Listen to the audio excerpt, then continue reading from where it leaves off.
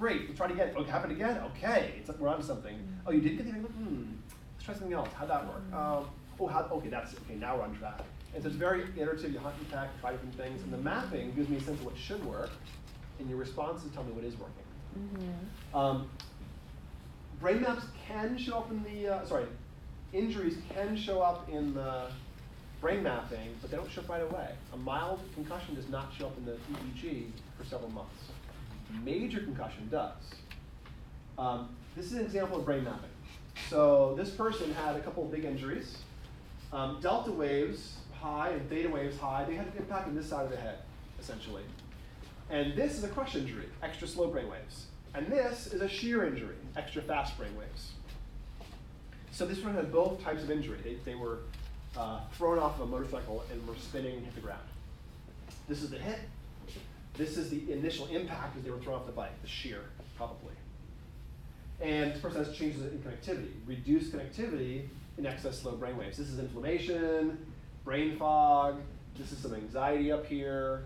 But you would see these things and go, oh, that's some injury. Do you have an injury history? Maybe? And if the answer was yes, you would believe it. If the answer was no, you would try to figure out what else is going on that might explain this. So this is the same guy. So here's him before neurofeedback, and here's the same guy after. Look at the upper right, the high betas and betas. And then that after neurofeedback, they mostly went away. But also look at this. He had an impact on this side. There's nothing happening back. This is right after the injury. There's nothing happening back on this side, right? But after the neurofeedback, we got rid of most of the extreme beta, and now we're seeing something there. This is the blooming injury. So he had a line of force that went through his head this way, and the brain bounced off the skull. And this is the point of impact, essentially. So this is what showed up right away as an acute injury. But after a few months of neurofeedback, this went away completely, and we saw the residual contracoup, the other impact point, bloomed many months later. So we were able to get rid of a big problem, but we saw one creep up later on. And he still had a lot of brain fog. We went after the anxiety and sleep things for him really effectively and didn't change the fog quite as rapidly. So that's neurofeedback, or QEEG, the assessment tool anyways. And then you can also use nootropics, which are brain supplements that tend to produce good cognitive health. Most of what I'll say here is that these days, if you look at the word nootropic online, you'll think it's lots of things because people use the word pretty freely, but the strict definition of the word would say no side effects for true nootropics. So caffeine's not a nootropic. Modafinil, not a nootropic. Nothing with a side effect is a nootropic. So L-carnitine and tyrosine and DHA and those things are nootropics. Paracetam, citicoline, those are nootropics, but not things that have side effects. What about, do you have phosphatidylserine? Phosphatidylserine, not on here, but that would work for because that's a form of choline too, right? It's a form of serine. Phosphatidylcholine is a similar word, which is what you're thinking about. But I wouldn't necessarily recommend supplementing with either phosphatidylcholine or phosphatidylserine because they can't get past the blood-brain barrier. But the L-tyrosine, or the acetyl L-tyrosine can, right? It can. You can also take CDP choline or citicoline, which changes the brain's choline metabolism, lets it take up choline better and manufacture phosphatidylcholine and phosphatidylserine. So CDP-choline. CDP-choline. It's an anti-aging med that rebuilds myelin neuron neurons and tends to improve connectivity. Is it okay if I write this down? Of course, yeah, definitely, yeah. So or ask me again later if you want to. That's fine, yeah. Do you know the ex-USC professor that's doing integrative endocrinology for TBIs? I don't, no. That's interesting. And so he's basically doing good blood, good labs and boosting testosterone and hormones and getting good results. Great. No, I'm not aware of that. That's wonderful. Speaking of injuries and hormones, though, a colleague of mine runs an eating disorder center in St. Louis. A what? Eating disorder center in St. Louis, which is mostly full of women clients. They have a couple hundred clients at a time, and she told me, usually about 3/4 of the clients have a history of head injury. So I think eating disorders often come out of head injuries for women. I'm pretty convinced that's a big driver. I haven't ever seen that in the research, but I've seen it clinically all the time. Oh, you have some eating disorder? You have a head injury hit? Oh, you do, okay. I've never not seen it. Does that include addictions to sugar? Would that No. be considered? No. No, something different. Okay. Yeah. You're talking about like bulimia and stuff like that. Yeah, Okay. dysmorphic stuff. Okay. Anorexia, bulimia, other things in that neighborhood. Yeah, where your body stuff is distorted, not just Got it. unhappy or you're out of Not just control. full depressed. Yeah, yeah. Is it okay if I take a picture of that? course, slide? yeah, Okay. sure. So there are some nootropics. I like, carnitine, tyrosine, omega-3 fatty acids for brain injuries. What about rhodiola rosea, That ashwagandha? ashwagandha is an adaptogen, can be Yes. quite useful. Rhodiola can be a little bit iffy for some people. It's a mild MAOI inhibitor. So some people respond really well to it. Others get really strong antidepressant effects, which are actually including side effects from those things. So it's probably okay, but I don't know. Okay. Is the short answer. Okay. No problem. Vitamin D, also quite useful. Yes. Here, it should be. And then nutrition. Essentially, you should be avoiding all starch and sugar and increasing fat, period. That's the short answer for all brain health So things. And keto. you don't even need to be keto. Really? Unless you're having seizures or major problems, keto is a little stressful. Paleo or primal near keto solves the problem of never spiking your blood sugar and keeping your insulin sensitive to the fluctuations in blood sugar you do have. If the oxidation only happens at supraphysiological levels of starch metabolism, essentially, more than the body can handle. So as long as you never spike your blood sugar, you never have to be in ketosis. Your system becomes insulin sensitive and never insulin insensitive. If you have low amounts of sugar, it can range the insulin.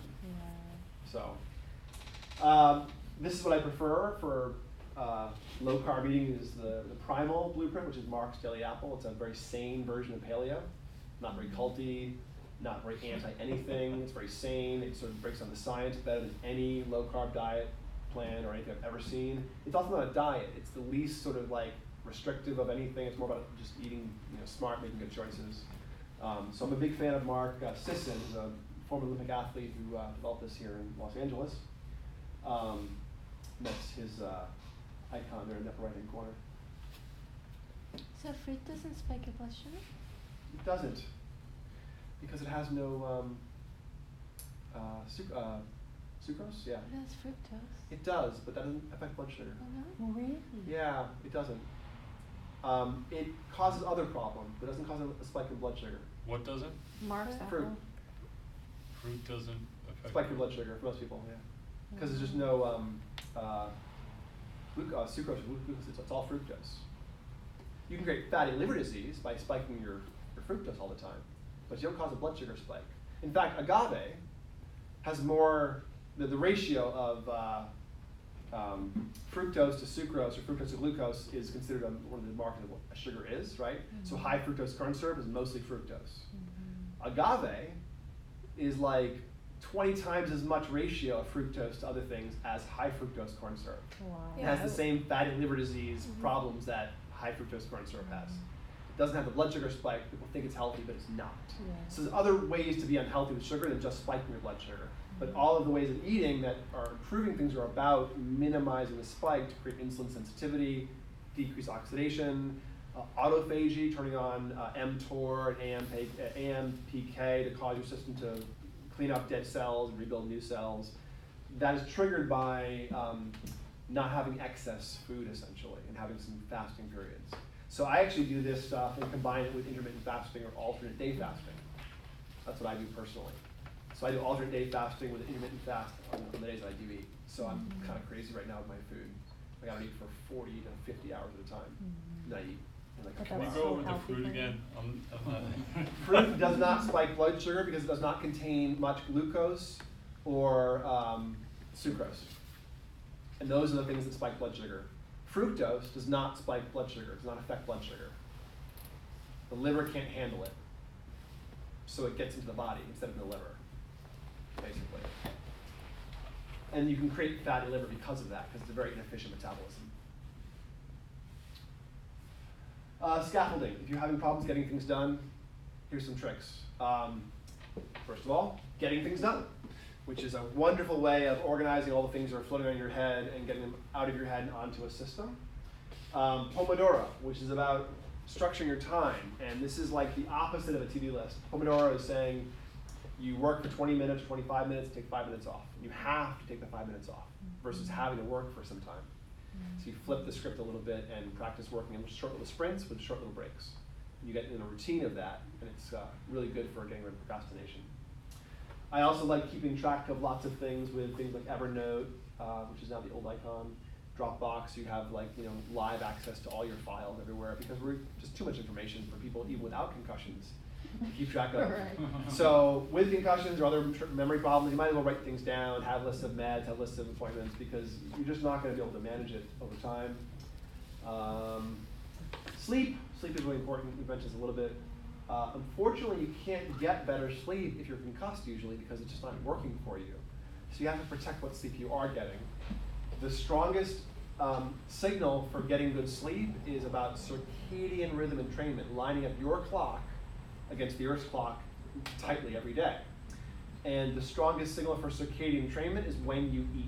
Not light, not sleep, nothing else but when you eat. So the first rule about hacking your body through eating, or through circadian stuff, is never eat after dinner. Don't snack.